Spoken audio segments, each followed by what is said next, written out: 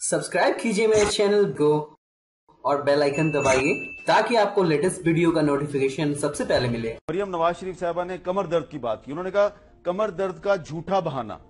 अब यहां पे मैं आपको ये बताना चाहता हूं कि उनके ख्याल में मुशर्रफ ने कमर दर्द का झूठा बहाना किया।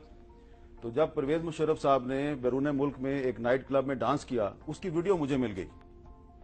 तो मैंने कोई उनकी तौहीन नहीं करनी थी, सिर्फ ये साबित करना था कि वो कमर दर्द का झूठा बहाना कर रहे हैं। मैंने वो वीडियो जो है वो ट्वीट कर दी।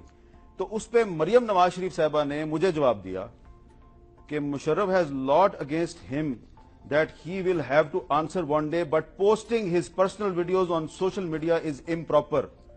तो उन्होंने कहा जी कि मुशर्रफ साहब की पर्सनल वीडियो सोशल मीडिया पे पोस्ट करना इम्प्रॉपर है। हालांकि हम सिर्फ साबित करना चाह रहे थे कि उनकी कमर दर्द है।